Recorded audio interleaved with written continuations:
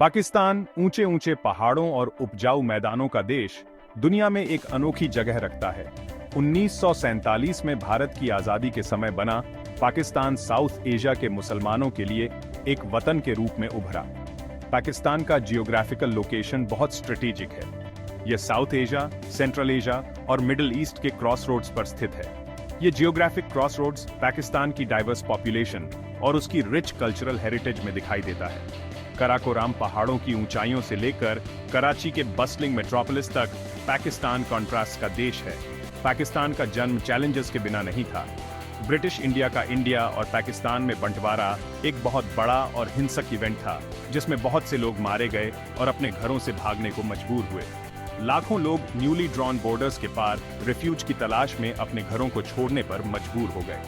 बंटवारे की लेगेसी आज भी पाकिस्तान की आइडेंटिटी और इंडिया के साथ उसके रिश्ते को शेप करती है। चैलेंजेस के बावजूद पाकिस्तान एक रेजिलिएंट नेशन के रूप में उभरा है, जो दुनिया में अपनी अलग पहचान बनाने के लिए दृढ़ संकल्पित है। इंडस रिवर, जिसे अक्सर पाकिस्तान की लाइफलाइन कहा जाता है, पूरे देश में बहती है और इसकी विशाल एग्रीकल्चरल लैंड्स को सींचती है। इस उपजाऊ भूमि ने एंशिएंट सिविलाइजेशंस को पाला है और आज भी एक बड़ी आबादी को सस्टेन करती है। पाकिस्तान के लोग अपनी वार्मथ, हॉस्पिटैलिटी और रेजिलियंस के लिए जाने जाते हैं। 200 मिलियन, 200 मिलियन से ज्यादा लोगों की आबादी के साथ पाकिस्तान एथनिसिटीज, लैंग्वेजेस और ट्रेडिशंस का एक वाइब्रेंट टेपेस्ट्री है। मुगल आर्किटेक्चर की भव्यता से लेकर सूफी संगीत की सोलफुल मेलोडीज तक पाकिस्तान ट्रैवलर्स और कल्चरल एंथुजियास्ट के लिए एक सेंसरी फीस्ट पेश करता है। आजादी के बाद से पाकिस्तान का सफर प्रोग्रेस और सेटबैक्स दोनों से भरा रहा है। देश ने पॉलिटिकल इंस्टेबिलिटी, इकोनॉमिक चैलेंजेस और सिक्योरिटी कंसर्न्स का सामना किया है। फिर भी इन सब के बीच पाकिस्तानी लोगों का हौसला बुलंद है। पाकिस्तान एक ऐसा देश है जो अपनी चैलेंजेस को ओवरकम करके एक ब्राइटर फ्यूचर बनाने के लिए प्रयासरत है। देश का dynamic arts and culture scene, तेजी से बढ़ता हुआ टेक्नोलॉजी सेक्टर और यंग एंड एम्बिशियस पॉपुलेशन, ये सब बताता है कि यह देश बदलाव के कस्प पर है। पाकिस्तान का निर्माण साउथ एशिया में मुस्लिम राष्ट्रवाद के उदय के साथ गहराई से जुड़ा था। ब्रिटिश राज के दौरान इंडिया में बहुत से मुसलमान खुद को इंक्रीजिंगली मार्जिनलाइज्ड महसूस करते थे और प्रेडोमिनेंटली हिंदू राष्ट्र में अपनी रिलीजियस और कल्चरल आइडेंटिटी को लेकर डरते थे। इसी भावना ने ऑल इंडिया मुस्लिम लीग को जन्म दिया, जिसका नेतृत्व कैरिस्मेटिक मुहम्मद अली जिन्ना ने किया, जिन्हें बाद में फादर ऑफ पाकिस्तान के नाम से जाना गया। जिन्ना ने एक अलग मुस्लिम राज्य की वकालत की।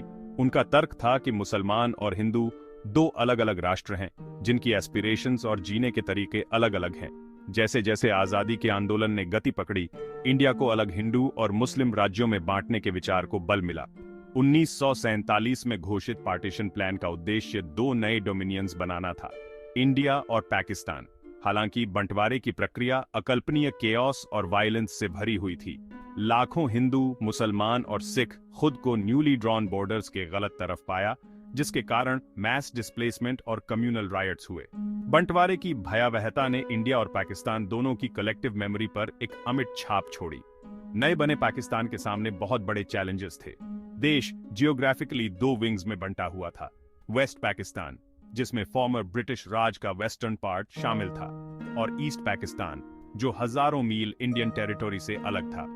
यह जियोग्राफिकल सेपरेशन बाद में टेंशन का कारण बनी और अंततः 1971 में बांग्लादेश के निर्माण का कारण बनी। चैलेंजेस के बावजूद पाकिस्तान ने नेशन बिल्डिंग के काम की शुरुआत की। एक नया संविधान अपनाया गया, इंस्टीट्यूशंस स्थापित किए गए और अपनी सीमाओं के भीतर डाइवर्स एथनिसिटीज और लिंग्विस्टिक ग्रुप्स को इंटीग्रेट करने के प्रयास किए गए। बंटवारे की लेगेसी आज भी पाकिस्तान पर एक लंबी छाया डाले हुए है। आजादी के बाद से ही इंडिया के साथ देश के रिश्ते तनावपूर्ण रहे हैं, जो टेरिटोरियल डिस्प्यूट्स, मिलिट्री कॉन्फ्लिक्ट्स और गहरे अविश्वास से चिह्नित हैं। बंटवारे के जख्म उन लोगों की यादों में आज भी ताजा हैं, जिन्होंने उन भयावहताओं को अपनी आंखों से देखा था और दोनों देशों में पॉलिटिकल डिस्कोर्स को आज भी शेप करते हैं।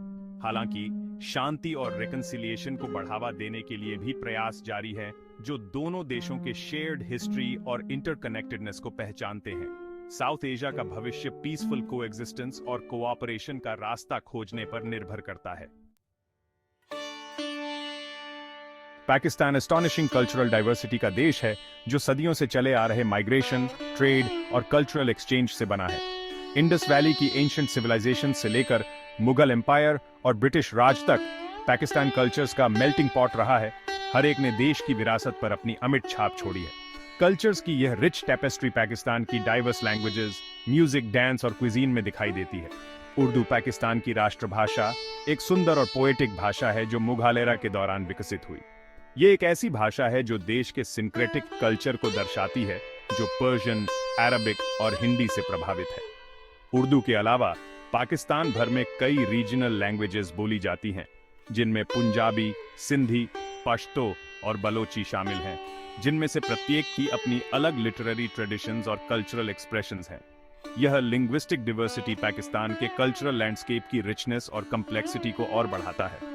म्यूजिक और डांस का पाकिस्तानी कल्चर में एक विशेष स्थान है। सूफी संगीत की सोलफुल मेलोडीज से लेकर भंगरा के एनर्जेटिक रिदम्स तक, पाकिस्तानी संगीत देश की डाइवर्स रीजनल ट्रेडिशंस और इस्लामिक हेरिटेज का रिफ्लेक्शन है। कव्वाली, सूफी डिवोशनल म्यूजिक का एक रूप, पाकिस्तान में विशेष रूप से लोकप्रिय है, जिसमें नुसरात फतेह अली खान जैसे लेजेंडरी कव्वालों ने दुनिया भर के दर्शकों को मंत्रमुग्ध कर दिया है। पाकिस्तान में लोक नृत्य की भी एक समृद्ध परंपरा है, जहां प्रत्येक क्षेत्र का अपना अनोखा डांस फॉर्म, वेशभूषा और म्यूजिकल इंस्ट्रूमेंट्स हैं। पाकिस्तानी क्विजीन जायके का एक मनोरम फ्यूजन है, जो देश के डाइवर्स रीजनल इन्फ्लुएंसेस और मुगल कुलिनरी हेरिटेज को दर्शाता है। पंजाब के रिच और एरोमेटिक करीज से लेकर सिंध के स्पाइसी और टैंगी डिशेस तक, पाकिस्तानी खाना खाने के शौकीनों के लिए एक कुलिनरी एडवेंचर है। बिरयानी, मीट, सब्जियों और एरोमेटिक स्पाइसेस के साथ पका हुआ एक मिक्स्ड राइस डिश एक नेशनल फेवरेट है। अन्य लोकप्रिय व्यंजनों में निहारी, एक स्लो कुक्ड स्ट्यू और सीख कबाब, ग्रिल्ड मिंस्ड मीट स्क्यूअर्स शामिल है।